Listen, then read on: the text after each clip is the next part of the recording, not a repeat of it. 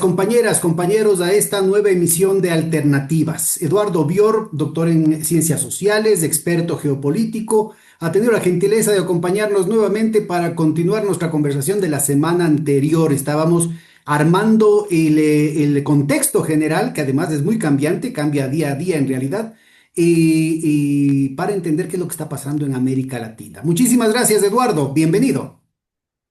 Hola Pedro, ¿qué tal? Un gran placer estar de nuevo contigo. Bueno, la semana pasada nosotros estuvimos conversando sobre la situación estratégica del imperialismo norteamericano y cómo decide replegarse sobre el continente americano para poder ganar espacio y, lógicamente, tiempo para reorganizarse y recuperar el, la iniciativa frente a China, que es su competidor de las próximas décadas. Sin embargo, vimos también cómo a través de la publicación de los archivos de Epstein, la oligarquía tecnoglobalista, fundamentalmente el poder sionista, anglo-sionista, le marca el paso y le dice hasta aquí llegaste. Y a partir de ahí, Trump empieza a perder la iniciativa y empieza a perder la agenda y sus iniciativas se deshilachan. Tiene iniciativas, pero ya no son parte de un plan coherente. En ese contexto, precisamente, y habíamos hablado también del tema, sus supuestos lugartenientes van ocupando el espacio que al presidente le cercenan. Es decir, por un lado, Marco Rubio, es decir, el secretario de Estado y asesor de Seguridad Nacional del presidente, que está apuntando claramente hacia la candidatura en 2028, este, y, eh, y que además, bueno, lo hemos caracterizado como respondiendo al narcocapital, especialmente bajo la dirección de Álvaro Uribe Vélez, con lo que implica desde el punto de vista económico-político el narcotráfico. Es decir, es una de las pocas fuentes de acumulación genuina, aunque parezca monstruoso, de capital que tiene hoy en día el capitalismo. Sobre todo para América Latina, ¿no? Y no, también para Estados Unidos y Europa Occidental, por Bárbaro. las víctimas, por los consumidores. Es decir, ellos acumulan por los dos lados. Acumulan por el tráfico y por el consumo. Terrible. Digamos, pero eso es una de las pocas fuentes de acumulación genuina de capital, en el sentido de que todos los días hay un trabajo puesto allí que se convierte en valor, y entra al mercado fundamentalmente a través del sistema financiero, hoy en día facilitado a través de todo el sistema de las criptomonedas. Este, pero los grandes bancos nunca le hicieron asco a ese dinero. Nunca dijeron, ay, no, de ese no toco. Este, y es una de las máquinas que mantiene el valor del dólar. Eso por un lado. Por el otro lado, es decir, la otra propuesta, también monstruosa, que es la del vicepresidente J.D. Vance, ligado al dueño de Palantir, la empresa, es decir, la empresa que tiene la seguridad del encriptamiento de la inteligencia artificial prácticamente de todo Occidente. Creo que tiene todas las centrales de inteligencia artificial occidentales, controladas de Peter Thiel, ¿Cuál es el negocio allí? El negocio allí son los datos de miles de millones de personas. La Este, violación, para que quede más claro, la violación de la privacidad de miles de millones de personas, ¿no? Es decir, mm, esto de aquí es fuera es peor de que lo eso, es decente la y comercialización. la comercialización. Es la comercialización de los datos privados, de los datos privadísimos, de los datos privadísimos. Por no decir tonterías, te llevas el celular al baño y ellos ya están detectando lo que estás haciendo. Lo quiero poner para que se entienda bien la figura del privadísimo, del privadísimo. Es decir, Ya saben con qué campaña personal van a atenderte las farmacéuticas, solamente de ese dato. exactamente, exactamente, Sí. exactamente, exactamente. Por las dudas, si alguno de los espectadores no lo sabe, aún un celular apagado está transmitiendo. Este, Así que si quieren que el celular no cuente nada, lo ponen en el freezer. Es la única forma. Bien. Eh, Salvando esto, ¿cuál es el rol? Si J.D. Vance es otro beneficiado de la campaña de desprestigio contra Trump a través de la publicación de los archivos Epstein. ¿Por qué? Porque si la publican, sí, se conjuga, y ahora ya vamos llegando al continente. Si se conjuga una publicación en cuotas, como se viene haciendo, una publicación dosificada de los archivos Epstein, además que probablemente Palantir los tenga completos, este, con una mala performance de los republicanos en la elección legislativa de noviembre próximo, hay que pensar. Hay que pensar en que el próximo un Congreso de mayoría demócrata, y con eso cuenta Trump, un Congreso de mayoría demócrata le haga juicio político al presidente. Y ahí es donde el vicepresidente puede decir, yo no fui, yo no sé nada, poner cara angelical, y y quedarse eventualmente con la presidencia antes de tiempo y en mejor posición que Marco Rubio para dar la campaña electoral del 28. Claro. Ese es el cálculo siniestro que se le puede adjudicar a esta gente. ¿Cómo repercute todo esto en el continente? Bien, a partir, ese es un viejo axioma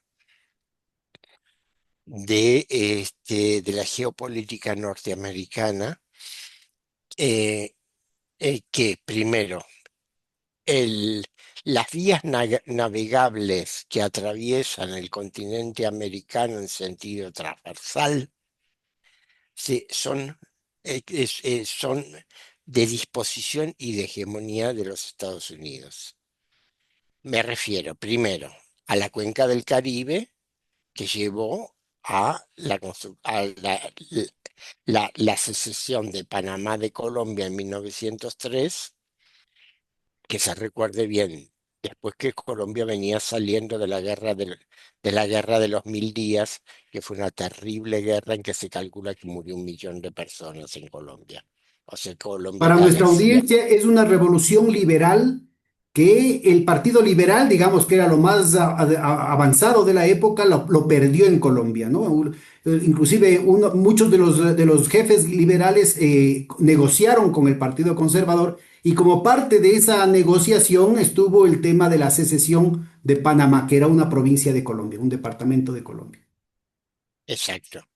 Y el papel Este, fundamental que jugó JP Morgan, esto es muy importante, ¿no? A propósito de nuestra conversación la semana anterior, es muy importante ubicar que aquí hubo un papel individual que hasta ahora lo mantiene JP Morgan en el control de todos los sistemas de compensación de pagos y todo el circuito financiero de liquidez, pero también de lavado que se da en Panamá. esa no lo sabía. Muchísimas gracias por la información. siempre se aprende algo nuevo. Sabía que habían tenido un rol presentes. Ajá. Esa es una vía. La otra vía que se suele olvidar es el río Amazonas. Ujú, Estados Unidos siempre intentó controlarlo ya muy temprano. Ya en 1822, apenas surgido el Imperio de Brasil, Estados Unidos mandó barcos a navegar el Amazonas, lo cual el joven imperio inmediatamente reaccionó y en esa época bajo la hegemonía británica y les dijo, paren, aquí no. Pero los recordemos británicos, que por cierto, son los que levantan siempre la bandera de la libre navegación de los ríos, excepto aquellos en los que ellos dominan. exacto, exacto, así es. Y de los mares, excepto aquellos que ellos dominan, como es el pasaje del Atlántico Norte al Atlántico Sur. Este, eh, em, Recordemos que en la presidencia de Obama, se hizo una gran campaña por la deforestación de la Amazonia, y y se llegó a plantear de si no había que internacionalizar la Amazonia.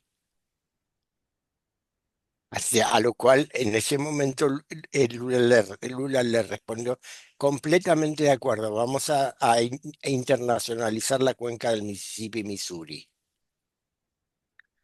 Con lo cual los norteamericanos se calmaron un poquito.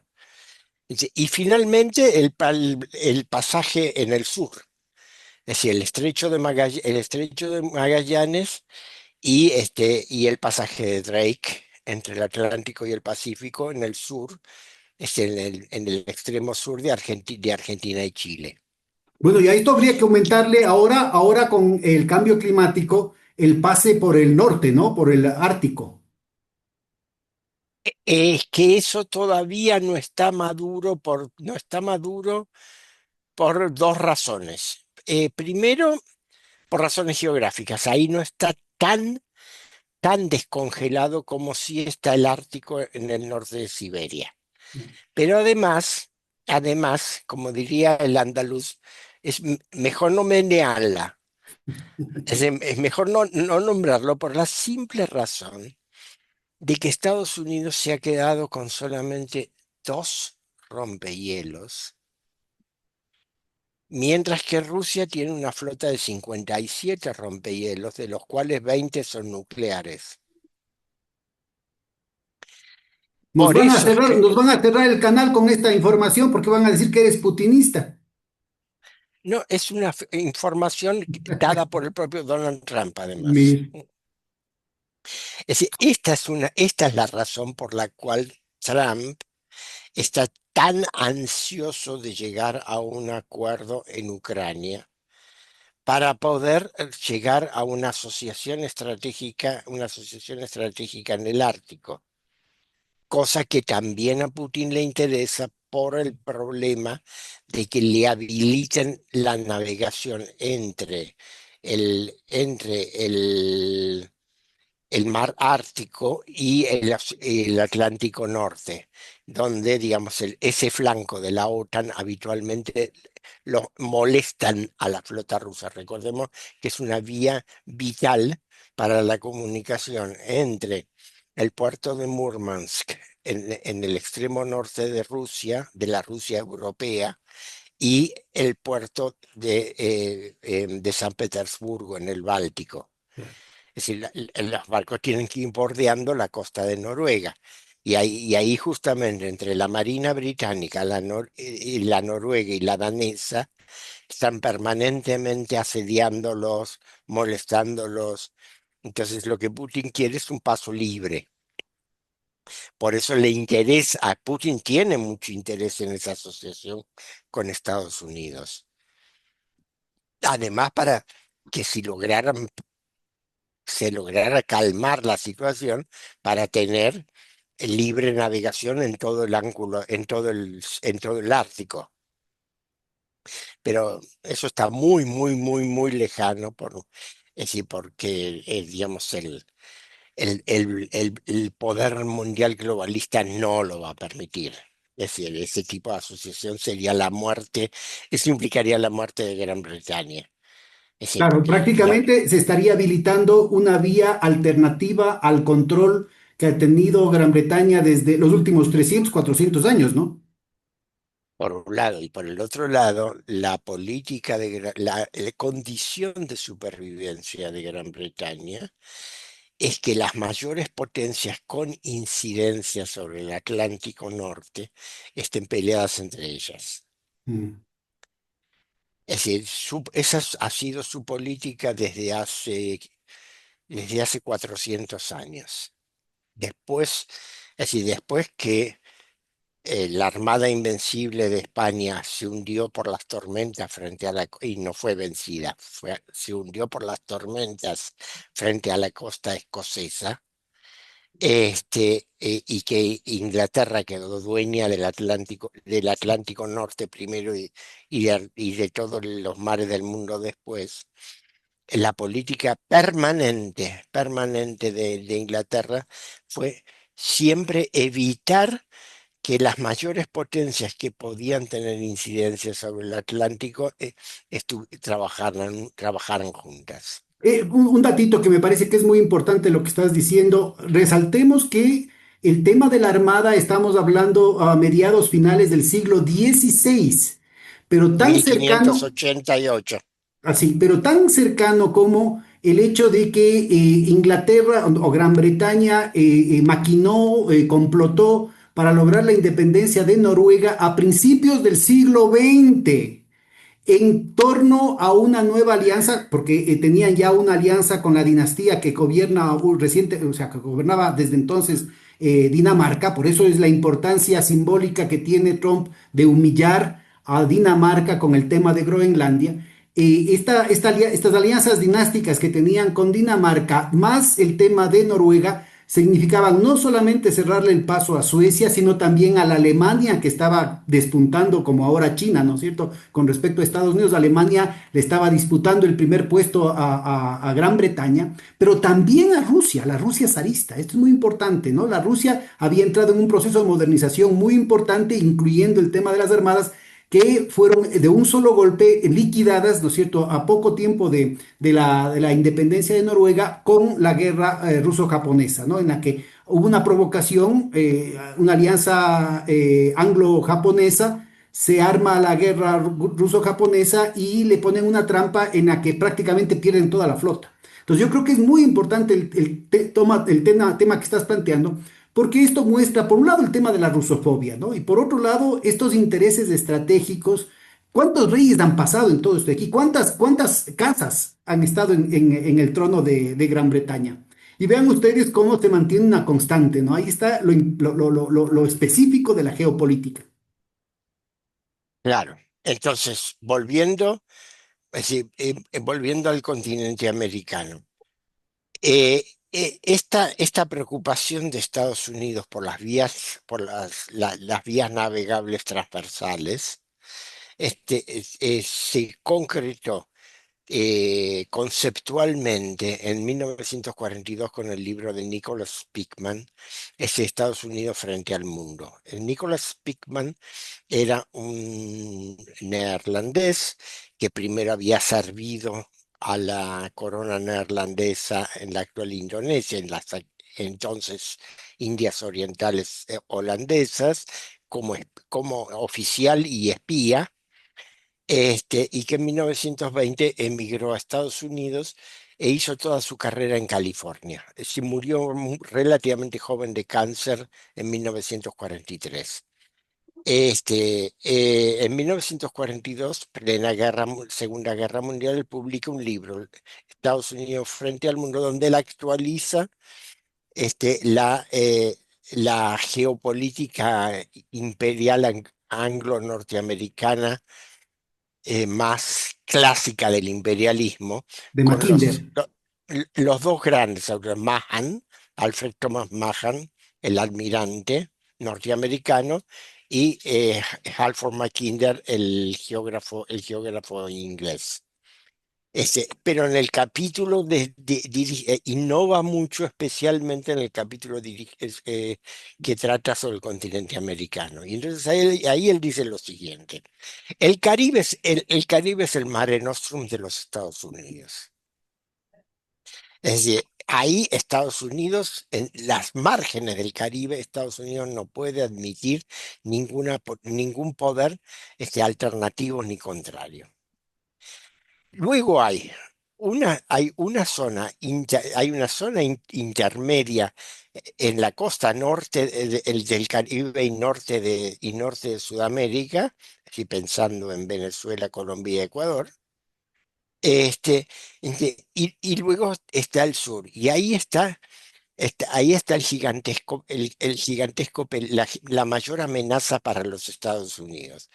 Si Argentina, Brasil y Chile logran consolidar una alianza, una alianza e integración económica, surgirá una potencia que puede disputar la hegemonía de los Estados Unidos sobre todo el continente. Recordemos que eso ya había estado esbozado en el gobierno argentino de Hipólito Yrigoyen entre 1916 y 1922. Él había hecho la propuesta a Chile y Brasil de asociarse, que no prosperó en ese momento. Particularmente no prosperó porque Brasil ya estaba en la transición hacia la hegemonía norteamericana y Argentina todavía en la esfera de hegemonía británica. Este, y fue retomada a principios de los años 50 del siglo XX, Por Perón. por el general Perón, que hizo lo siguiente: el general Perón, por un lado, además, digamos, de que eh, creó una cantidad de movimientos subversivos en distintas partes de América. Digamos, como anécdota, ese generalmente no se sabe que Fidel Castro en su juventud era peronista. Ah, mira, Y, no, no claro, sabía. por lo siguiente, es decir, el joven Fidel Castro, como estudiante a fines en los años 40, ese pertenecía al Partido Ortodoxo Cubano, que era un partido nacionalista. En 1948, a principios de 1948, recibe una invitación de la Embajada Argentina en La Habana para asistir en Bogotá a un congreso latinoamericano de estudiantes que debía realizarse en abril, paralelo y como contracongreso al Congreso Panamericano en el cual los Estados Unidos pretendían fundar la OEA. Este, Resulta que, bueno, se produce en ese momento, el 9 de abril de 1948, el asesinato del líder liberal popular Jorge Eliezer Gaitán en Bogotá, y la CIA, que lo tenía bajo control a Fidel Castro, intenta asesinarlo. La embajada argentina porque 22 años quería organizar la resistencia.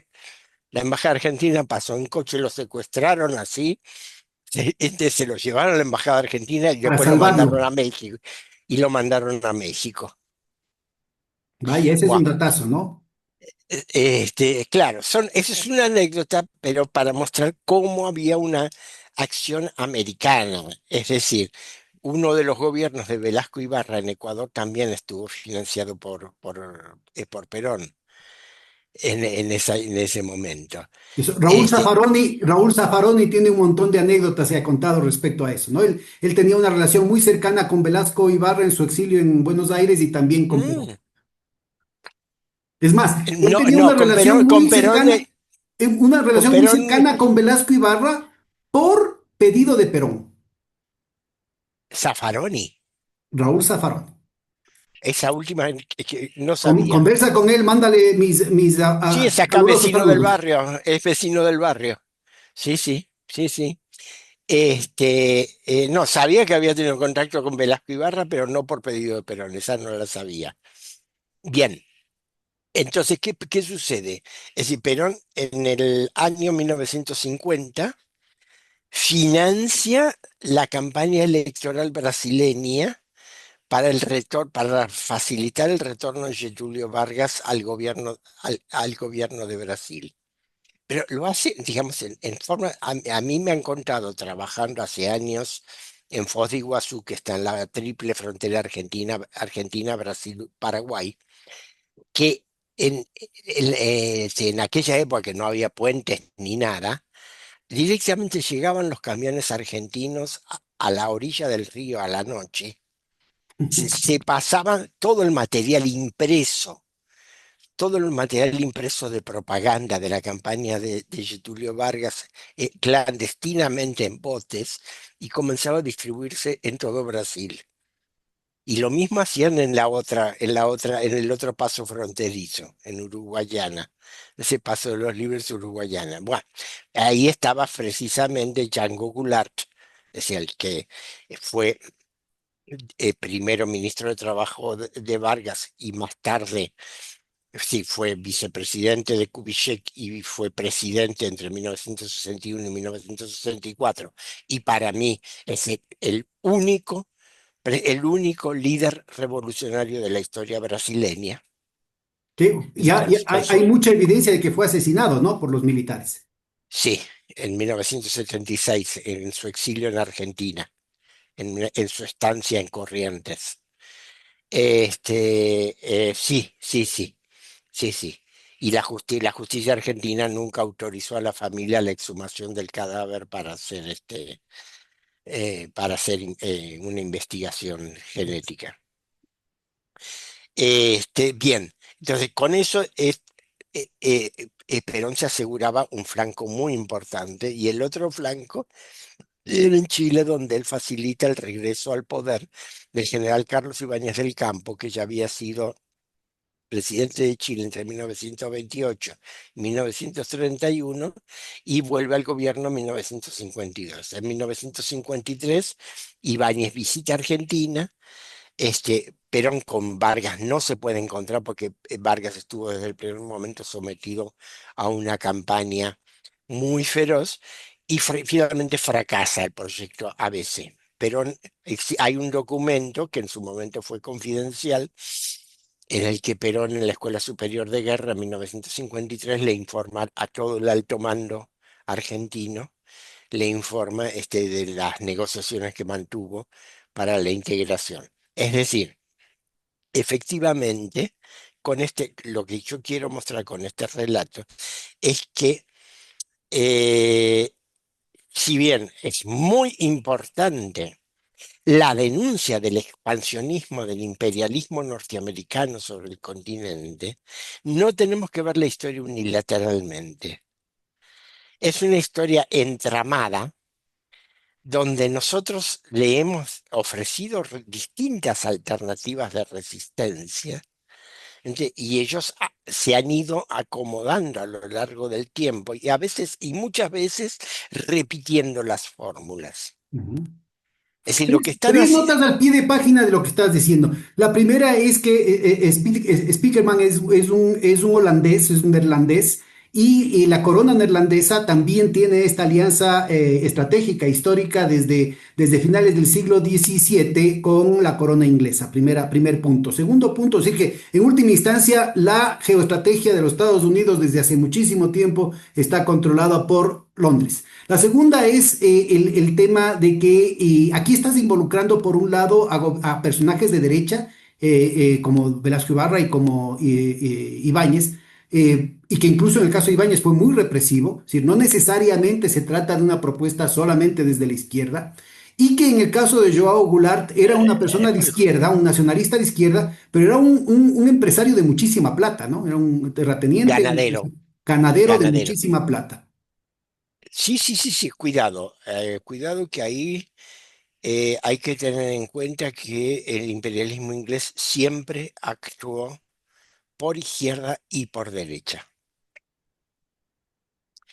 Es decir, en el caso concreto de Ibáñez del Campo, Ibáñez,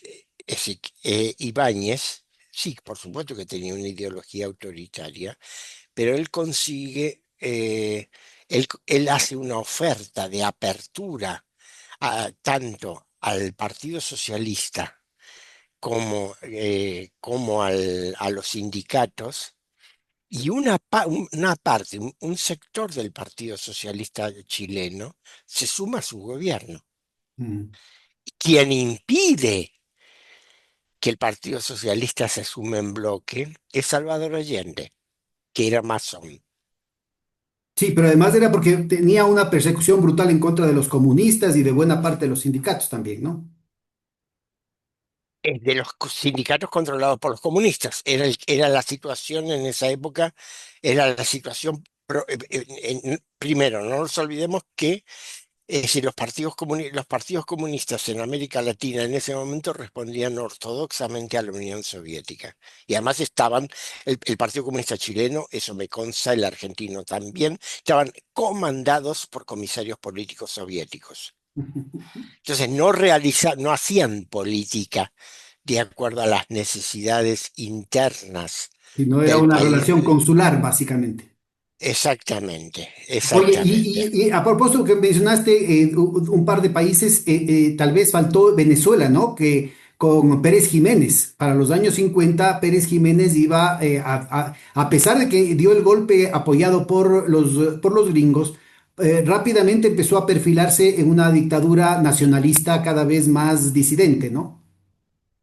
Bueno, ahí reconozco mi ignorancia. Yo he escuchado cosas en ese sentido, pero nunca me he puesto a leer sobre la historia del gobierno de Pérez Jiménez en ese momento. Yo recomiendo a nuestra Este, audiencia, y si tienes algún tiempito, vete la conversación que tenemos, un par de conversaciones recientes con Andrés Pierre Antoni, ¿no? Un compañero venezolano muy versado en estos temas. bueno, mándame el enlace, esto me importa mucho. Ya, yo lo... Me importa mucho, pero bien, como ven, como ven, digamos, es la configuración de la dominación norteamericana sobre el continente nunca ha sido unilineal. Y además, Gran Bretaña nunca ha dejado de jugar sobre el sur del continente. Es decir, particularmente los lazos de Gran Bretaña con la Armada chilena, y el control británico sobre la masonería chilena siempre ha sido fuertísimo, por un lado, también sobre la Marina argentina. Este, por el otro lado, el poder territorial, económico, empresario que los británicos siempre han tenido en Argentina y en Chile. Es decir, en Argentina, dato que no tiene una gran relevancia política, pero es ilustrativo. Sigue habiendo en el sur, en Santa Cruz, entre Argentina y Chile, dos grandes estancias de la familia real británica que les fueron regaladas por ambos países en 1901, cuando el rey de Inglaterra arbitró sobre la línea de fronteras, en los glaciares del sur. Y son estancias que suman unas 400.000 hectáreas. Ah, Te digo, eso es ilustrativo. Hoy en día hay propiedades mucho más importantes desde el punto de vista económico, pero eso muestra cómo es un factor de poder que no se menciona, pero siempre está presente.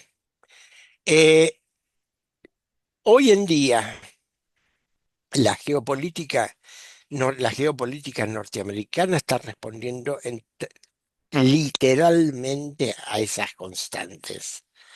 Es decir, tiene una política clara para el Caribe, tiene una política clara para el sur, para el cono sur del continente. Es decir, sometimiento absoluto para evitar y control que se ejercita a través de un gobierno tutelado por el narcotráfico. Es decir, para evitar que desde este extremo del continente surja una resistencia, una alternativa. Es- Están redefiniendo la relación con México, sobre eso podemos hablar, están redefiniendo la relación con Brasil, eso les cuesta un poco más, y sinceramente no saben lo que hacer con la costa del Pacífico. Porque tenemos un caso particular de un país que desde el punto de vista político está absolutamente sometido a los Estados Unidos, como es Perú, político, militar, etcétera, ¿no? Con fuerzas norteamericanas actuando dentro del país, etcétera. ¿Entiendes? Y por el otro lado, la propia incapacidad de la economía norteamericana para satisfacer a las élites coloniales, lleva a que éstas se orienten hacia China. Y que en los Y, hechos y, es la propuesta o el postulado más disidente respecto a los Estados Unidos es la construcción del puerto de Chancay en Perú, pues no precisamente. bueno, ahora comenzó la construcción, comenzó la construcción de la carretera hasta la zona central de los Andes, también con capital chino. Y hay muchos otros proyectos chinos en Perú. Y en Perú todo el mundo, los más reaccionarios y los más progresistas, todos están contentos, porque la inversión china está modificando la vida en la costa peruana. Y si avanza sobre la sierra, bueno, más aún. Bueno, En Chile, la magnitud del puerto de Chancay, ahí también tenemos una conversación con el compañero peruano Carlos Paredes, que es un especialista en el tema del puerto de Chancay, y en realidad tiene una trascendencia que va más allá de la formación social peruana y que incluye toda la logística latinoamericana, ¿no? bueno, la idea es que eso evolucione hacia la carretera, hacia el puerto de Victoria, en el estado brasileño de Espíritu Santo. Ahora, por otro lado está todo Carretera esto. y ferrocarril. Es Eh, multimodal. Y, en- por otro lado está eh, la respuesta que inclusive han sonado los sables por parte de ciertos sectores de la oligarquía chilena por crear una ruta alternativa por el puerto de San Andrés, ¿no? San Antonio, San Andrés en Chile, al norte de Santiago. no es San Andrés, perdón. Es San Antonio. Decirle San Antonio, sí. San Antonio, no, pero fundamentalmente lo que está es el puerto de Antofagasta, Claro, pero ahí el problema es que ahí ha fracasado por Argentina esa ruta. A ver, Ese es el cuéntanos por problema. qué. ¿Por qué? ¿Por qué? No, a ver, simplemente porque en Argentina hubo varios pasos en los últimos 15 años en dirección a esa vía oceánica. Es decir, fundamentalmente porque sería una ruta que atravesaría desde Brasil, pasando por Paraguay, el norte argentino, pero sesgaría el norte argentino, es decir, quedaría completamente sin poder ser controlada por factores de poder internos de Argentina. Entonces siempre surgieron argumentos nebulosos de financiamiento, argumentos ecológicos, argumentos. La cuestión es que nunca se concretó el acuerdo con con Bolivia y con Chile para construir esa ruta. Pero bueno, Sí, ahora parece ser prioridad de la agenda gringa, ¿no? La una eh, eh, alternativa es obligar, como en el caso del Canal de Panamá, el boicotearles y obligar a que se entregue las instalaciones a una empresa gringa, a BlackRock, definitiva. Y la otra es contrarrestar el flujo logístico a través de la ruta de San Antonio en Chile, con con esta opción que pasaría de toda la soya, desde la República de la Soya, para no hablar solamente de los países normales, sino desde la República de la Soya hacia San Antonio de Chile.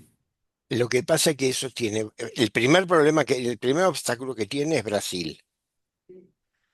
Es decir, porque Brasil está muy interesado en el proyecto, en principio está muy interesado en el proyecto peruano, en la asociación con Perú, primero y sobre todo por un problema de facilidad. Tiene que lidiar con un solo país, porque tiene límites directos. Mientras que en el otro proyecto tiene que lidiar con Paraguay, Bolivia y Argentina y Chile. Este, pero no estaría en contra en otra constelación política. Pero ahora vamos a ver un poco, Claro. eso un poco lo vamos a ver cuando hablemos específicamente de Brasil. Finalmente, para terminar esto, el, el, el- el último caso, digamos, de desconcierto es Chile, que a 10 días de subir al gobierno un reaccionario absoluto como es José Antonio Cast, se encuentra con el presente griego de que Estados Unidos le cuestiona la instalación del proyecto de cable submarino con China. Obviamente, si él atiende a razones ideológicas, va a cancelar el proyecto. Si él atiende a razones económicas y a lo que le pide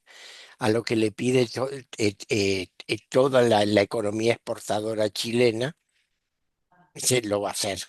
Bueno, y este es uno de todos los... Recordemos que la Armada chilena se está equipando no con Estados Unidos, sino con Gran Bretaña. Hace poco estuvo el subsecretario de Marina de Gran Bretaña. Como lo he estado haciendo Y los últimos 200 años, ¿no?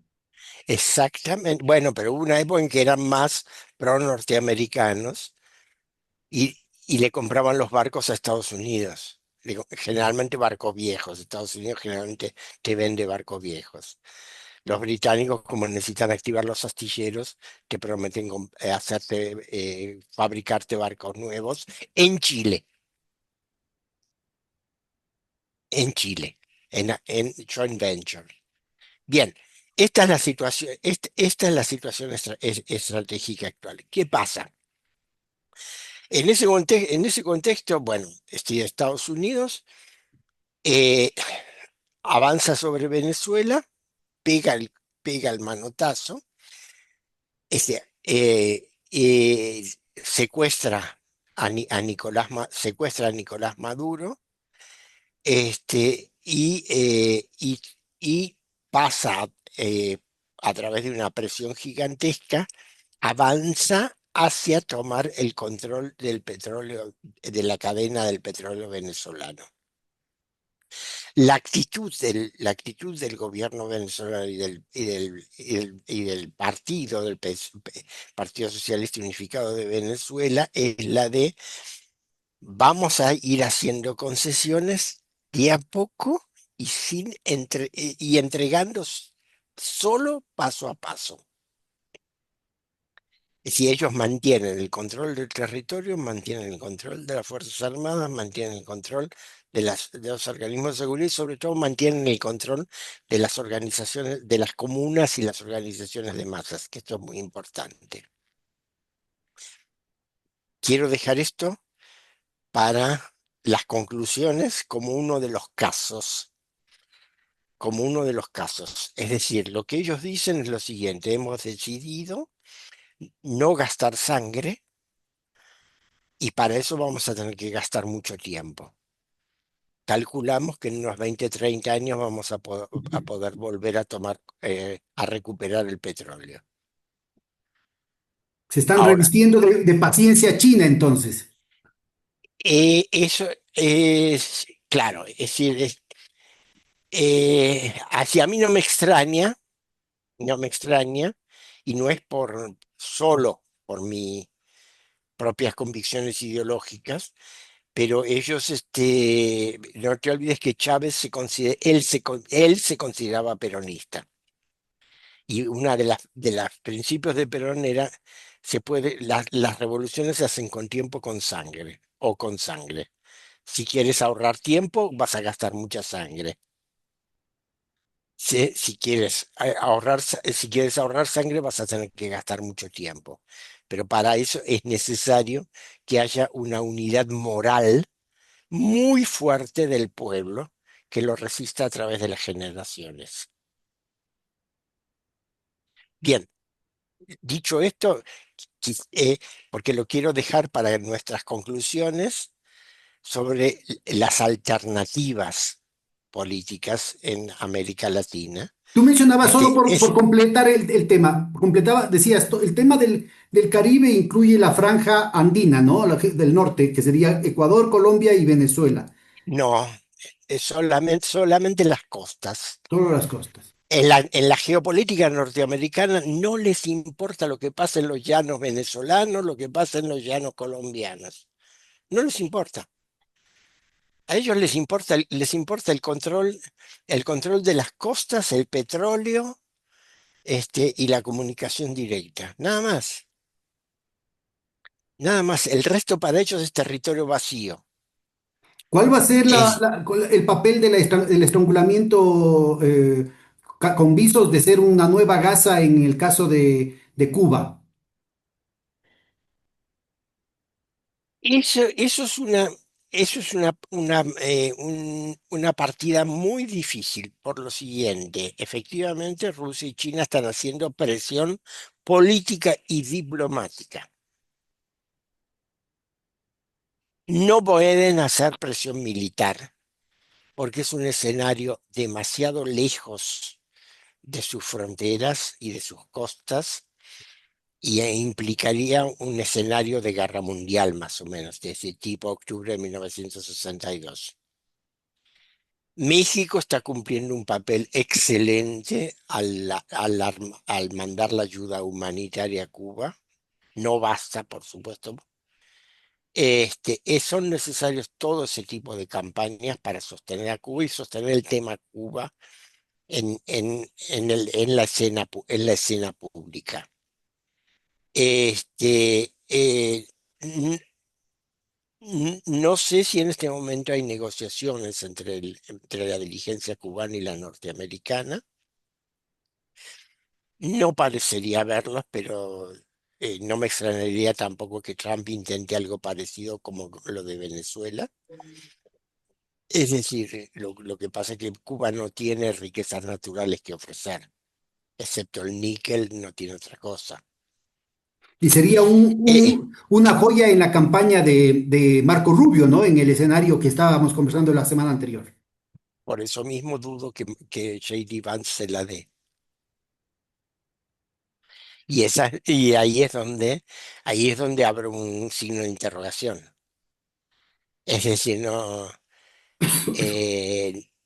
está completamente claro que vayan a hacer, que puedan mantener un largo tiempo un bloqueo en plena campaña electoral, un bloqueo indefinido.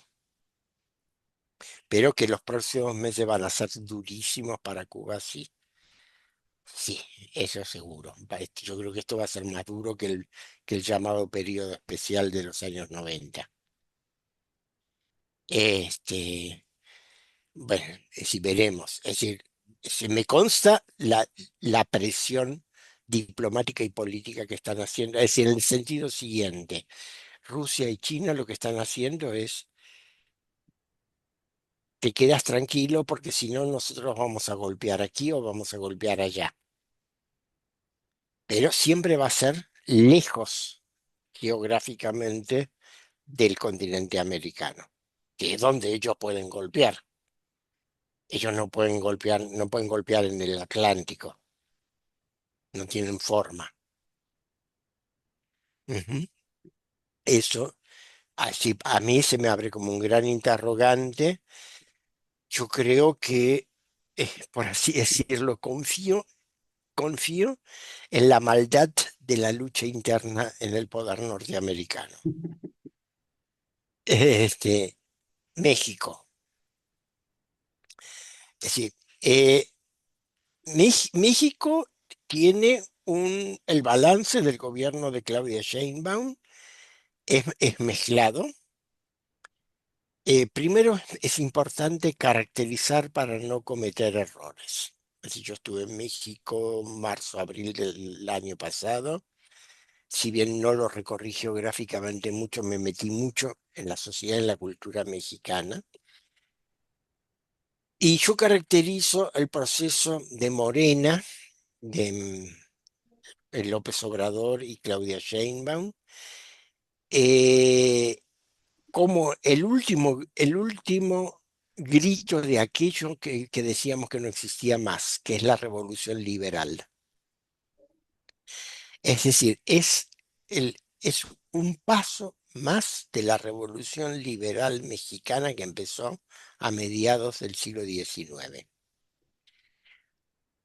Racionalista, masónica, social, social reformista, de, con el principio de todo para el pueblo, pero sin el pueblo. Es decir, no, El, no es una casualidad que se llame 4T, ¿no? Es más o menos la tradición de un sector de la independencia, de la reforma de Benito Juárez y de toda la tradición liberal nacional, digamos, la revolución de 1910 y la revolución. y esto. Claro, por eso se llama cuarta transformación. ¿Cuál es su fuerza? Es decir, su fuerza, su enorme fuerza es que han logrado constituir en gran parte, digamos, bueno, por esfuerzo propio, pero los coherentizó ideológicamente la labor del filósofo argentino-mexicano Enrique Dussel, que murió en 2023, ese que fue secretario de formación política de Morena, de la llamada cartilla moral. Es un viejo principio del liberalismo revolucionario mexicano. Ya en los años 20 del siglo pasado, Alfonso Reyes había elaborado para la revolución liberal una cartilla moral. Ahora ellos utilizan otra y tienen un proceso que los solidifica bastante como estructura de cuadros de gestión y de militancia media, eh, digamos, sin corrupción interna, sin, sin autoritarismo, con procedimientos democráticos, etcétera, etcétera, etcétera. Sin embargo, digamos, bueno, corrupción hay en el Estado mexicano de- para tirar por el techo, por todas partes, justamente, claro, justamente hace pocos meses tuvieron un grave problema por un subsecretario de Marina que involucrado en un caso de corrupción. Es decir, lo cual obviamente inmediatamente mancha al partido, pero, digamos, no es el caso. Claudia Sheinbaum sigue teniendo un índice de aprobación del 62%, lo cual es gigantesco después de un año y 4 meses de gestión y un año y 3 meses de gestión en un país tan complicado como es México. En principio ha bajado mucho la tasa de homicidios, de todas maneras sigue siendo altísima. Se siguen produciendo, no han podido controlar la guerra entre bandas narcos sobre todo en Sinaloa, entre los herederos del Chapo Guzmán. Sigue habiendo un altísimo índice de desapariciones y lo que sí ha aumentado es el delito de extorsión. Que supongo que debe ser con amenazas, secuestros, amenazas y extorsión. La economía mexicana crece, sufrió un cimbronazo por los aranceles de Trump, por toda y está muy pendiente en este momento de que se negocien, se renegocie el tratado de libre comercio Canadá, Estados Unidos, México, y de cómo se lo renegocien. Por las dudas, Que para sería hacer la buena tercera, para nuestra audiencia, sería la tercera vez que se renegocia ese tratado. Sería la tercera a vez con ver, Trump. a ver, en realidad es la primera renegociación. Es decir, existió el Tratado de Libre Comercio de América del Norte. Ese lo cancela Trump en su primer gobierno. Por eso, a ver, el primero es 1994 con Salinas de Gortari. La primera Exactamente, es el Tratado de renegociación, Libre que la primera renegociación la hace Trump en la primera administración. que cambia, que deroga, que desconoce un tratado y firma otro. Ya, Es la el sentido, segunda, digamos, más técnico sería negociación del tratado y esta sería la primera renegociación. ya, en ese sentido sí. Es así, en ese sentido. Y además prevista, no es que sea solamente por la mera voluntad de Trump, está prevista en el propio tratado de que este año tienen que renegociar. Para hacer buena letra, Estados Unidos le puso aranceles del 20% a los productos chinos.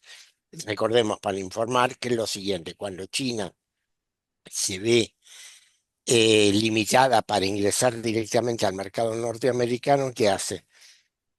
Deriva su exportación, sobre todo de bienes intermedios, hacia México. Entonces, en México se instala una cantidad enorme de empresas mixtas o empresas chinas, que producen sobre todo, y particularmente para la industria automotriz, pero no solo, para exportar a Estados Unidos.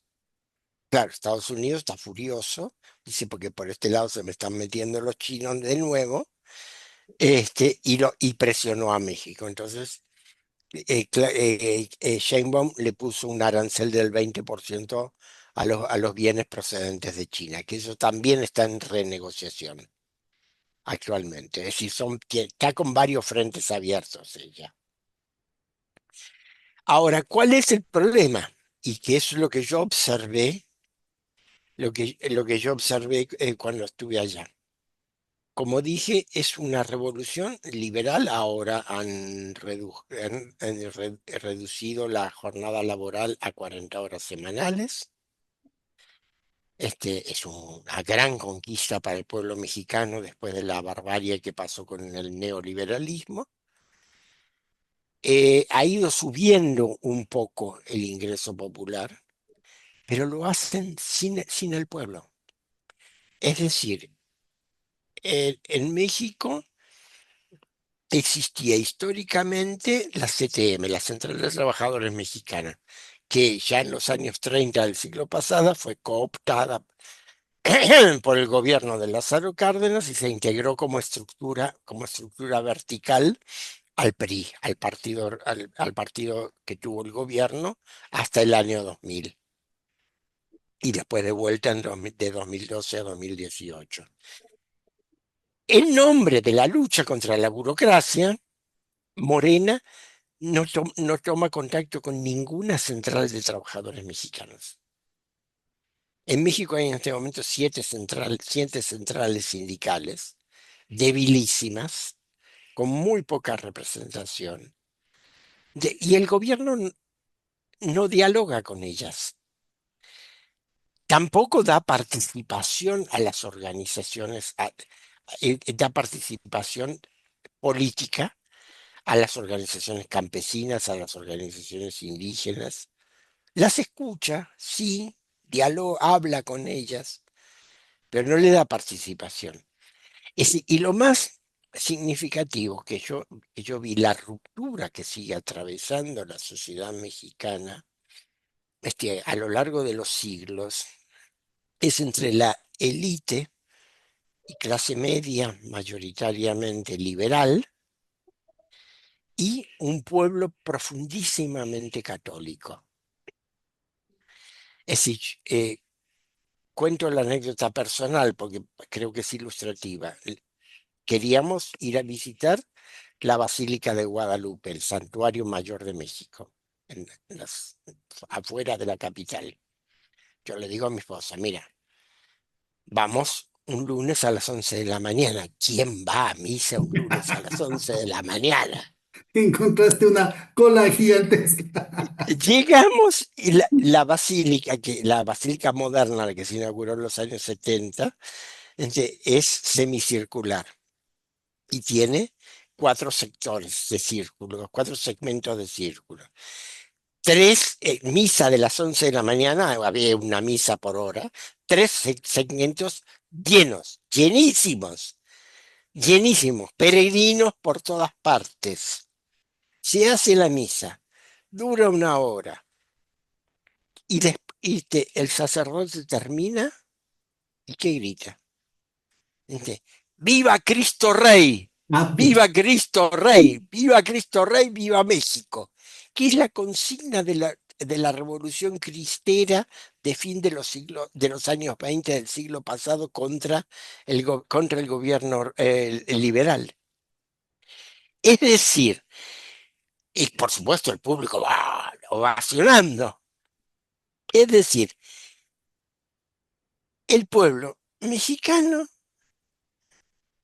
sigue siendo católico, sigue haciendo sus procesiones, sigue venerando a sus vírgenes en las miles de formas y por supuesto mestizajes y demás.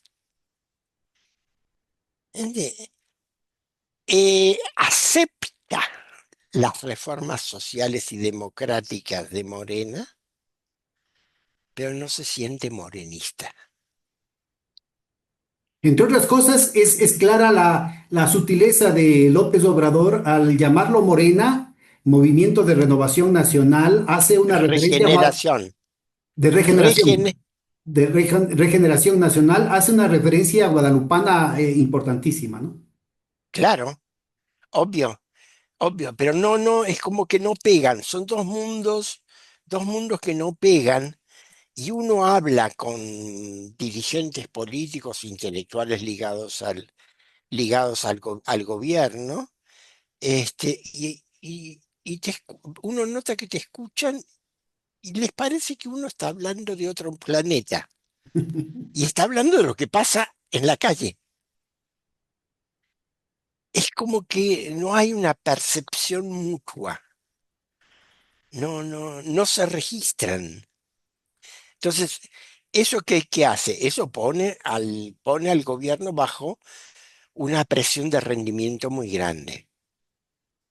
Al no tener el amor de su pueblo, tiene que rendir mucho, porque donde falle en una, va a perder toda legitimidad.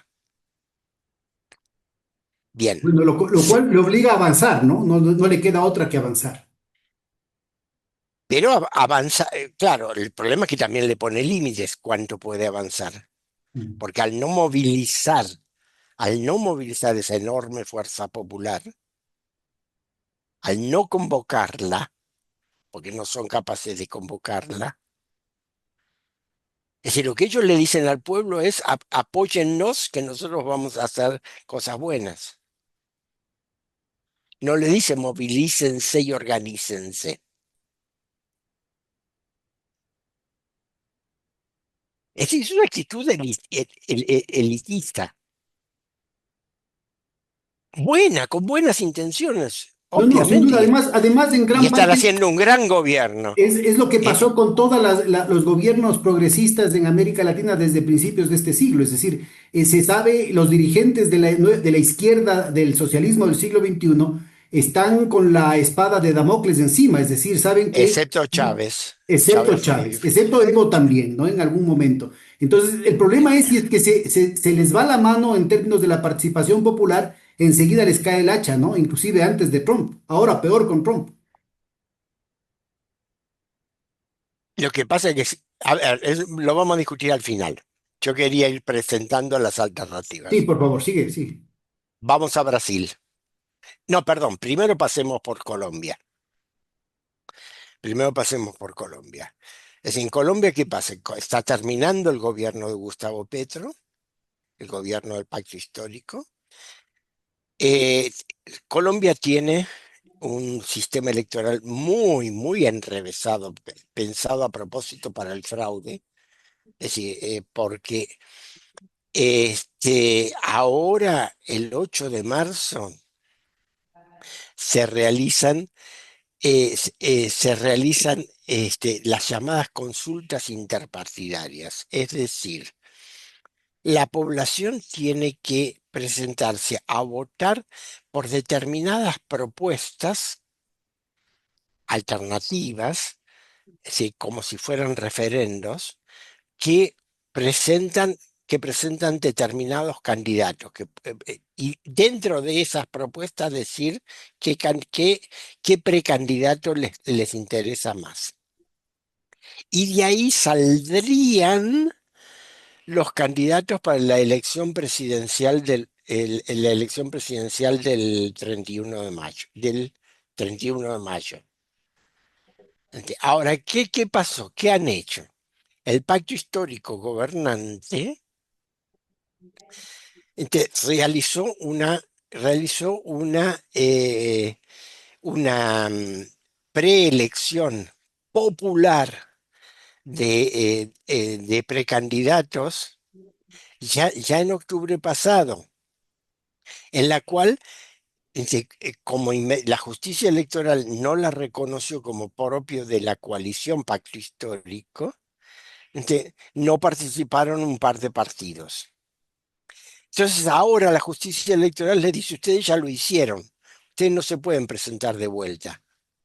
Entonces lo dejan a Iván Cepeda, el candidato del oficialismo, sin poder presentar. Salió hoy salió la sentencia de la Corte Nacional Electoral. Lo dejan sin poder presentarse en marzo.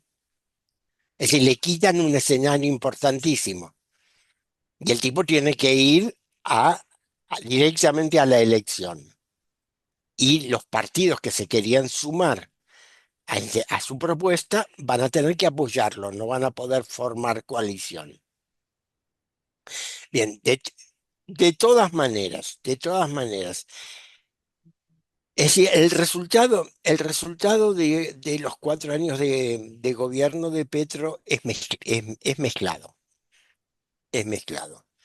Es decir, Petro intentó la paz total, avanzó bastante en un sentido, pero no pudo terminar las negociaciones con el ELN, no pudo avanzar en las negociaciones con las facciones disidentes de la FARC y no pudo tampoco negociar con las facciones paramilitares que todavía quedan. O sea, la negociación quedó en el aire. Este, eh, Introdujo una cantidad, el año pasado se logró introducir una reforma importantísima en toda la legislación del trabajo, pero recién a último momento. Ahora está el Ministerio de Trabajo apresurándose para tratar de sacar la reglamentación antes de que vengan las elecciones. No logró avanzar con la reforma agraria. Él había prometido distribuir 3 millones de hectáreas. La Federación de Ganaderos, que es la mafia, la peor mafia, son los terratenientes más sangrientos, los que financiaron el narcotráfico y a los paramilitares durante años. Se negaron a negociar. El gobierno dijo que les iba a comprar tierras a precios de mercados. También se negaron a venderle. O sea, el gobierno quedó empantanado y sin poder avanzar en las cuestiones fundamentales. Para nuestra Y eso, audiencia, Eduardo, tenemos programas con Alberto Yepes, varios programas con él sobre el tema de la reforma agraria y de estas y del proceso de paz. Y tenemos un último programa con los principales logros macroeconómicos, sobre todo en el tema de la cuestión de la reforma laboral y de seguridad social, con Jorge Coronel, las últimas bueno, 2 semanas. perfecto. Muy bien. Entonces eso está cubierto. Y se agregó el problema de que le cayeron denuncias por corrupción el año pasado que han afectado mucho. O sea, la popularidad del gobierno, la popularidad de Petro descendió muchísimo. Actualmente la mayoría de las encuestadoras dan la popularidad el índice de aprobación de su gobierno en el 27% y más del 60% de rechazo. Ese es altísimo. Es altísimo. Con lo cual, digamos, como decimos nosotros, no quiero ser un pájaro de mal agüero, pero me temo que se repite un escenario como en Honduras. Es decir, un gobierno que quedó empantanado, que no pudo salir del pantano que le tendió la oligarquía, que no supo cómo superarlo. Ahora voy a hacer una observación sobre lo que a mí me parece una de las razones por qué. Y y que va a ser superado por la maquinaria financiera, mediática, empresaria, diplomática de la oligarquía, ante un pueblo que, decepcionado, se siente cansado y dice, bueno, ¿no? Eh, nuevamente, nuevamente, Petro apeló a la movilización y organización popular, pero, por ejemplo, no pudo consolidar una alianza con una alianza con el movimiento indígena, que también está fracturado, por ejemplo. Es decir, no logró saltar el cerco, por así decirlo. Así saltar sobre la cerca y decir, esto es parte, esto es el pueblo y aquí nos movemos y esta es mi base de apoyo. Ahora, ¿qué fuerzas crees tú que jugarían, que podrían medrar de ese 60%? Porque esa oposición no está unificada, ¿no? Inclusive hay disidencias del propio polo patriótico que están ahora en la oposición. Entonces, no necesariamente todo lo capitaliza el uribismo. No, a ver, por lo que yo veo la tendencia es hacia lo que llaman el centro, o sea, algo parecido a lo que sucedió en Bolivia, hacia, digamos, es decir, que el pueblo no quiere elegir a los peores, pero que ante la decepción frente a los que prometieron reformas y las hicieron a medias y no me convocaron, voy y voto el mal menor. Este, pero obviamente sabemos que el llamado centro en nuestros países digamos, es una máscara más civilizada y mejor educada de la misma derecha oligárquica, ¿no?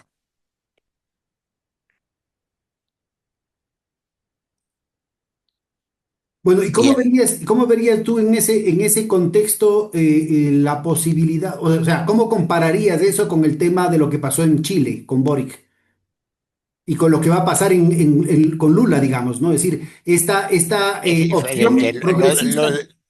Lo de Lula es diferente. Bueno, hablemos Ahora vamos de lo de Chile. Retornemos un poquito en la comparación con lo de Petro. lo de Chile, digamos, más o menos lo vivo con cierta cercanía porque mi esposo y yo tenemos colegas y amigos en Chile que han seguido bastante de cerca, tanto dentro como fuera del gobierno, el proceso. Y ha sido un típico proceso ilustrado, ¿no? Es decir, un proceso de un grupo de chicos que vinieron del movimiento estudiantil, y que creyeron que ellos iban a superar a la vieja política por arte de sus ideas brillantes y porque ellos eran buenos. Que bastaba con tener una buena conducta moral individual y que con eso ya se resolvía el problema. Es decir, fueron absolutamente incapaces de hablar el lenguaje de un roto chileno. Es decir, no se ensuciaron los pies en el barro. hicieron llegar y lógicamente a los 3 días de entrar, es decir, ellos llegaron poniendo todas las cartas a un solo objetivo, que era la reforma constitucional, pensando que cambiando la constitución se cambiaba Chile. Es ilustracionitis, es eso. Es una enfermedad muy habitual de nuestras élites intelectuales revolucionarias desde hace 200 y pico de años. Este, es decir, pensar que los papeles son los que cambian la realidad. Y efectivamente fueron derrotados, primero que perdieron el control de esa asamblea constituyente. La constituyente votó cualquier cosa, las cosas más delirantes y menos políticas. Lógicamente fue rechazada por el pueblo. A la ultraderecha le pasó lo mismo, por la misma razón. Lanzaron otra constitución, otro proyecto de constitución terriblemente reaccionario y el pueblo se lo rechazó también. Pero lo interesante en comparación con la cuestión colombiana que yo quería remarcar, que lo tiene sugerido, es el hecho de que esta frustración popular porque los cambios no son suficientes y porque no participa, en el caso de Chile retorna al mal peor, en el caso de Colombia al mal menor. O cambiaría, porque todavía está por verse, ¿no? Todavía puede ser que Iván Cepeda termine ganando las elecciones, ¿ah? Ojalá así sea. Ojalá, Dios te oiga, ojalá, ojalá sea así. Es decir, Iván Cepeda es un gran luchador. Es decir, le veo pasta de guerrero, pero las circunstancias son muy difíciles, va a tener que remontar mucho. Este, y justamente lo que falta en el campo, en la izquierda chilena es una personalidad de ese tipo. La persona que tenían, la persona que tenían con esas características, fue sacado por la justicia de la política, que era Daniel Jadwe. Es decir, que aún siendo, a- y lo digo de este modo, a pesar de ser del Partido Comunista, ejercía una política popular en, en una de las alcaldías La del Gran Recoleta. Santiago, en Recoleta, de las alcaldías del Gran Santiago, y tenía un gran reconocimiento popular. Pero después, no hay políticos populares en Chile. Este, el aparato realmente, la constitución que dejó Pinochet, permitió cerrar el sistema político a cal y canto y le da una autonomía a la clase política que es muy difícil de romper. Ahora, en esta geometría que estábamos haciendo la comparación entre Colombia, Honduras y Chile, nos sirve como preludio para entender lo que está pasando con Brasil. En Brasil, ¿por qué digo yo que es diferente? Por lo siguiente, Lula está haciendo lo que Gramsci calificaba de revolución pasiva. Es decir, Gramsci en su época, hace 100 años, decía, así como en el modelo, digamos, el viejo modelo histórico de la izquierda europea, que suponían que el modelo de la Revolución Francesa era un modelo exportable, no es el modelo jacobino, igual que lo supusieron los bolcheviques rusos, y no se dieron cuenta que era la excepción absoluta. Este, entonces decía, esa es la revolución activa. Y países, decía Gramsci, como Alemania e Italia, que hicieron su unidad nacional no mediante revoluciones, sino mediante guerras exteriores, hicieron la revolución burguesa de un modo pasivo, es decir, cambiando la estructura y el lugar del Estado en el concierto internacional, Y de ese modo se fue cambiando el rol, no la estructura, el rol de las clases y grupos sociales. Bien, lo que Lula está haciendo es eso.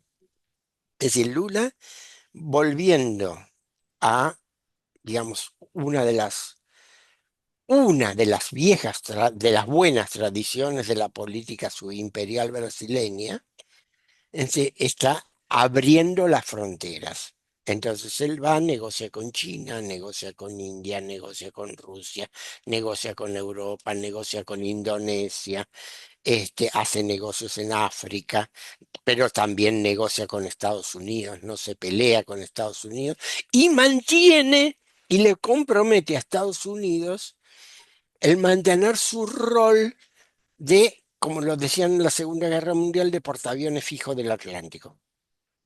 Porque eso es fundamental.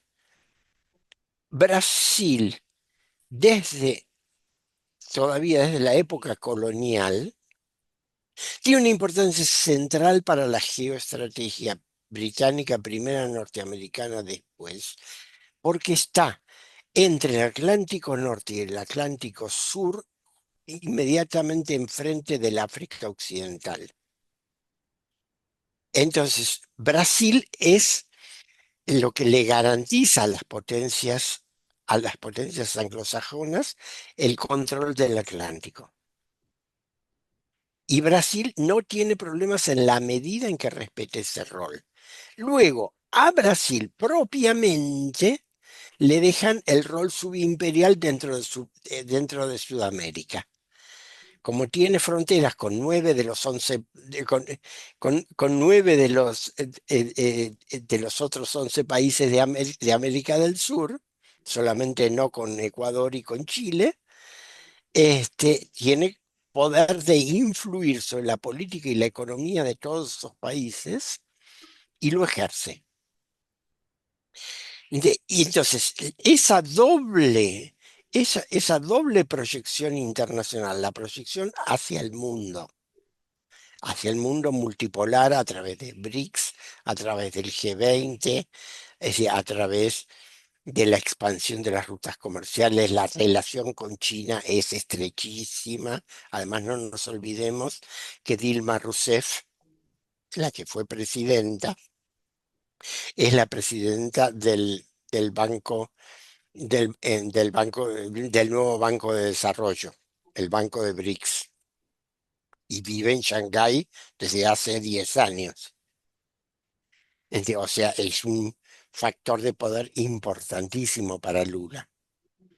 Pues, maneja una cartera enorme, y efectivamente, es decir, eh, no solo las inversiones chinas en Brasil son gigantescas, no solamente el 5G, ahora ya le ofrecieron el 6G y ahora directamente esta semana se concertó, ay, ahora se me fue el nombre de la empresa, que la empresa china de satélites de comunicaciones, la competidora de SkyTeams,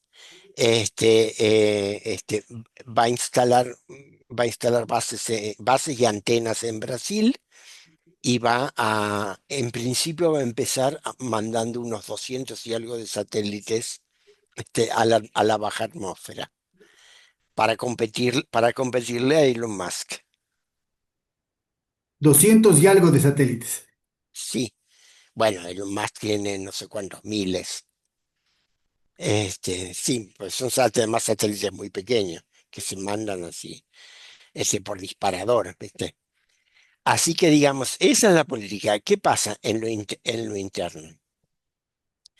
Es decir, hasta, eh, digamos, el Lula ha conseguido una mejora real de las condiciones de vida de la población. Es decir, ¿qué está haciendo Lula? Está haciendo lo mismo que hizo en su primer y segundo gobierno. Es decir, él mantiene la política de primarización de la economía brasileña que se adoptó en los años 90. Eso el PT lo ha continuado, lo continuó en los gobiernos de Lula y de Dilma y lo continúa ahora. O sea, Brasil es un país de economía primaria con,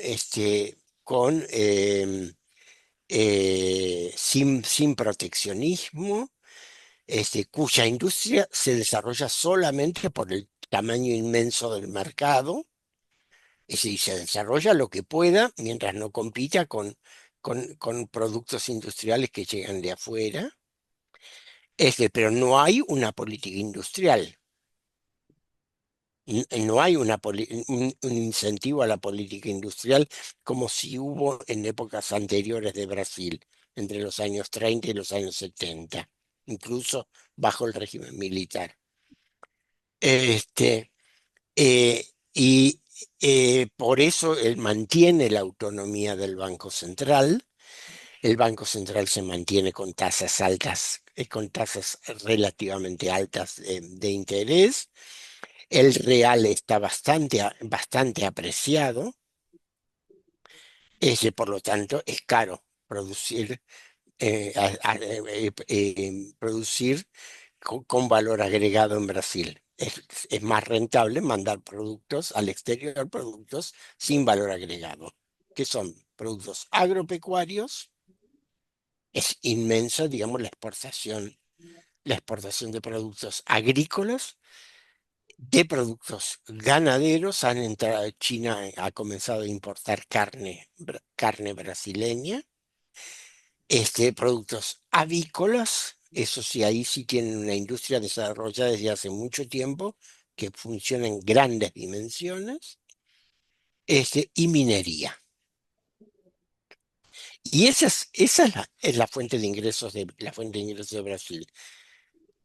El gobierno captura por vía impositiva, digamos, esa renta extraordinaria que se está obteniendo. Es decir, han aumentado gigantescamente las exportaciones brasileñas y la distribuye en política social, a través de becas, subsidios, mejora de las condiciones laborales, etcétera, etcétera, etcétera. De ese modo, ha, ha tenido un enorme apoyo popular. Sin embargo, la subsistencia de problemas inflacionarios, la subsistencia digamos, la incertidumbre ha hecho que el índice de aprobación, perdón, el índice de intención de voto, que en diciembre estaba creo que en 33 para Lula y 23 para Flavio Bolsonaro, ahora se ha reducido a 33 contra 28. Flavio Bolsonaro ha venido creciendo sostenidamente en los últimos meses, y lo que se anuncia es una campaña electoral, es decir, muy ajustada, es decir, muy equilibrada, teniendo en cuenta que en octubre próximo, en la primera vuelta electoral, se votan presidente, vicepresidente, toda la Cámara de Diputados, es decir, 2/3 del Senado, 54 de los 54 senadores, todos los gobiernos estaduales, las legislaturas estaduales y los gobiernos municipales. Ahora, Es ¿cómo decir, se articularía una alianza Katz, Milei y Bolsonaro? ¿Marcarían la diferencia o no? a ver, yo creo que no hay que especular, que no sé, yo no soy propenso a especular cuando falta tanto tiempo. Si no te olvides que mi primera carrera siempre fue historia, y yo siempre soy un politólogo histórico. Entonces yo pienso con hechos. Es decir, todavía no veo definiciones. Primero, no lo veo a Milei sosteniéndose hasta diciembre. Tal como están las cosas ahora, parece que sí, pero su situación es extremadamente endeble, tanto, digamos, por la falta de rendimiento económico como por las propias torpezas. Es decir, Bueno, ahora son muy... ya tiene un gran apoyo internacional porque el secretario general de la OTAN, Mark Rutte, ya dice que él también habla con sus perros muertos. Entonces, parece ser que hay un espaldarazo a Milei. A ver, eh, perdón, es decir, hay una razón. Mark Rutte es amigo personal desde la juventud de la hermana del rey Willem Alexander, es decir, es un íntimo de la familia real neerlandesa, y Máxima Zorreguieta, es decir, la reina máxima de los Países Bajos, se mantiene enormes intereses en Argentina.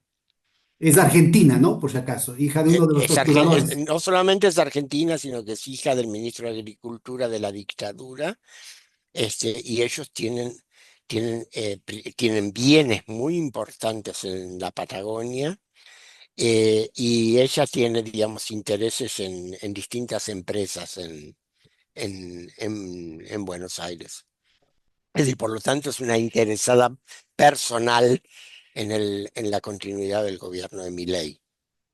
Ya. Este, es decir, esa es la razón por la cual Max Rutte puede decir las cosas que dice.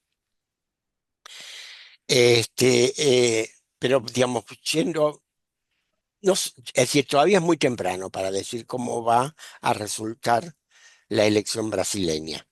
Es decir, Lula tiene, lo conocemos, tiene una capacidad impresionante de movilización, una capacidad aún a su edad, que lo admiro realmente porque tiene un estado físico excepcional, a sus 81 años. Tiene una vitalidad increíble y tiene sobre todo en el Nordeste, tiene una capacidad de carismática, de movilización, de apelación popular gigantesca.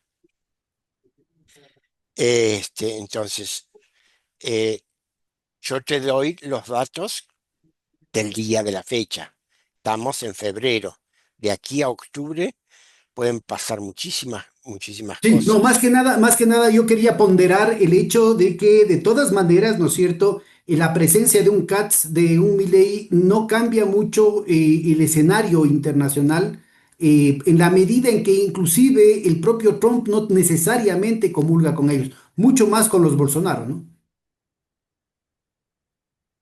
Sí, y además, por lo que hemos hablado la semana pasada y lo que estamos hablando ahora, este, yo creo que lo que Trump quiera o deje de querer,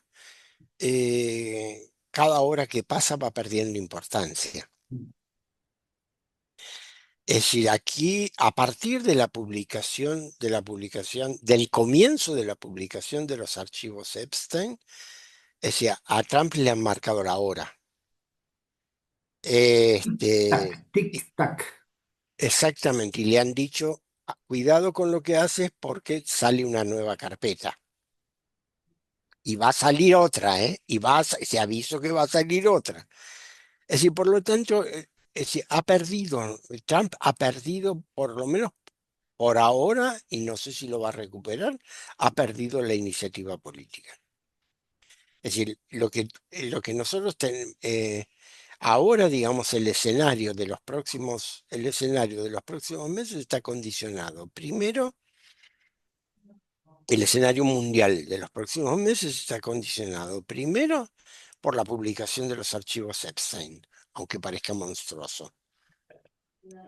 Segundo, por la evolución de la lucha por el poder, en principio, entre Marco Rubio y J.D. Vance. Ente- Y tercero, por el tercero maldito que puede incidir y cambiar todo, es decir, por lo que haga el Estado de Israel. Pero el Estado de Israel también le han marcado la ficha, pues ya lo hablamos la otra vez, lo hemos conversado, es decir, se quiso pasar, se quiso pasar de habilidoso y de repente se encontró con una coalición gigantesca en contra. Entonces, Netanyahu también tiene que empezar a pensar qué es lo que hace. Es decir, es un factor que por primera vez yo veo un factor de balance en Asia Occidental que hace que Israel no puede operar como variable suelta, en cualquier lugar del mundo, como venía haciéndolo. Por primera vez tienes que mirar lo que le pasa delante de la puerta. Este, entonces nos quedamos con esto. Rusia y China están haciendo todo lo posible para que el mundo no se caiga. Claro, es decir, ustedes que tienen temblores, bueno, imagínate que estás agarrado a la mesa, la mesa está cimbrando y estás agarrado para que la mesa no vuele a cualquier lado. Bueno, eso es lo que ellos están haciendo. Muchas gracias, Eduardo. Reflexiones muy potentes, hasta con efectos especiales, que creo que van a ser un insumo muy importante para nuestra Y audiencia. me Unas deja, palabras finales, claro. sí, quiero justamente, te dije que cuando hablé de Venezuela, cuando hablé de México, hablé de Brasil, te dije que quería dejarlos para las conclusiones. Es decir, cuáles son las alternativas es lo lógico. Fíjate que el único régimen popular, progresista que viene resistiendo a todas las tormentas, los únicos dos son Cuba y Nicaragua. Más allá de las críticas que uno le puede hacer a ambos, po- ¿por qué? ¿Cuál es la base de eso? No es la dictadura, como dice la prensa liberal. ¿Ente? Es la capacidad de mantener y renovar la adhesión popular. Porque si no, en las condiciones geopolíticas y geoestratégicas en que están, ya se hubieran caído 10 veces. No hay no hay dictadura que aguante estar a 100 kilómetros de Estados Unidos cuando ya no está el papá soviético que te defienda. Esa primero. Entonces, Venezuela se larga ahora a la aventura de confiar en la organización popular para resistir en una retirada. Es decir, ellos emprenden una retirada estratégica muy grande, le entregan el control del petróleo a los norteamericanos, retroceden y van a dar la pelea escalón por escalón. Veremos. Ahí van a tener que pasar el examen de adhesión popular. Ahí van a tener que demostrar si el pueblo realmente está organizado, si el pueblo los siente como propios o no. Gobiernos como el de Morena en México, como el del PT en Brasil, dependen altísimamente de los resultados macroeconómicos y y de su capacidad para manejar, para apropiarse de la renta extraordinaria y de manejar y de distribuirla. El día que les tocan eso, por lo que sea, como le está pasando a Petro, quedan muy golpeados. O sea, para mí personalmente, el progresismo no es alternativa para América Latina y el Caribe. Es decir, Muy complicado, ¿no? la única alternativa es la organización y movilización popular. Y para eso hay que ir a las fuentes, a lo que el pueblo quiere. Segundo problema. inmediatamente vinculado, porque mientras hablo estoy pensando en Bolivia. Hay que resolver temprano el problema de la sucesión. Bolivia no lo resolvió y por eso cayeron en la catástrofe del último gobierno, el enfrentamiento entre Evo y Arce, una locura, donde rifaron 20 años de revolución. Terrible. La tiraron así, la tiraron así, por enfrentamiento de machos. Realmente, porque yo he preguntado a no sé cuántos amigos y compañeros bolivianos, nadie se sabe dar una razón estructural de lo que han hecho. Hay que llevarlo a ese nivel. Como se decía antiguamente en la legislación matrimonial, incompatibilidad de caracteres. Sí, pero es terrible. Eso los líderes políticos no se lo pueden permitir.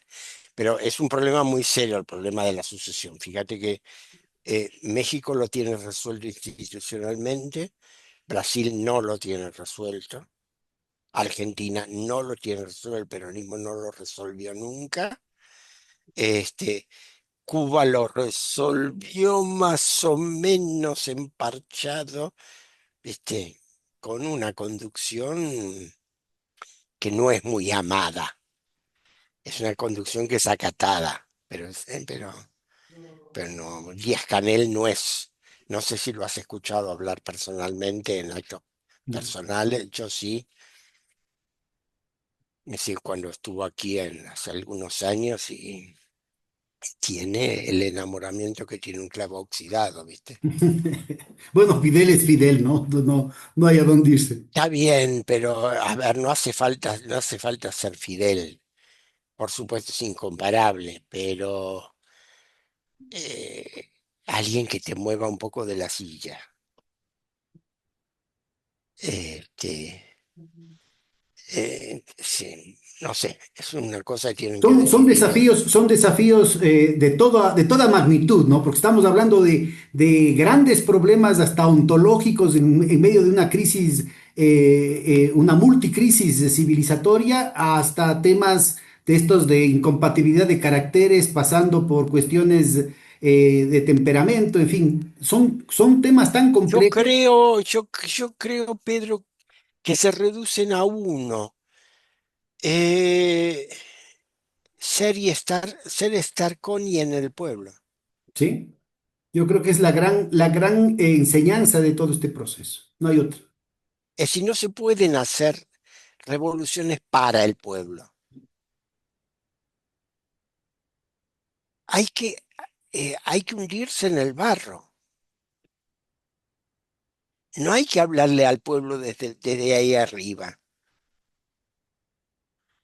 Y hay que confiar en el pueblo. Solamente la organización popular es la que nos libra de los egos, la que nos libra, la que nos va a ir librando. Yo no idealizo a nuestros pueblos tampoco. Nuestros pueblos también tienen individualismo, también tienen obviamente sus miserias, también 500 años de colonialismo no vienen por casualidad. Pero, pero es solamente la organización popular, el pueblo andando, es el que se puede sanar. Nadie los puede sanar desde afuera. Sí, insisto, reflexiones muy potentes, Eduardo. Yo te comprometería para en alguna otra ocasión, dejemos pasar un par de semanas, volverte a molestar. Yo creo que la dinámica es tan turbulenta en el escenario geopolítico internacional, pero también yo creo que todavía los pueblos de América Latina tienen mucho que decir. Es esta coyuntura todavía no se ha dicho la última palabra en nuestro continente, así es que Es que esperemos, no han hablado. no han hablado. Justamente, vamos a ver, vamos a seguir con cuidado el caso venezolano, porque ahí todo va a depender de que el pueblo hable. Ujú. Si ellos dicen que ahora han hecho un proceso general de consulta y que han sido avalados. que bajaron a las bases, recorrieron todo el país y han sido avalados. Ojalá, ojalá sea así. Bueno, Sí, un gran abrazo, Eduardo. Los votos por la patria grande. Muchísimas gracias y hasta la próxima. a la próxima, un gran abrazo. Cuídate.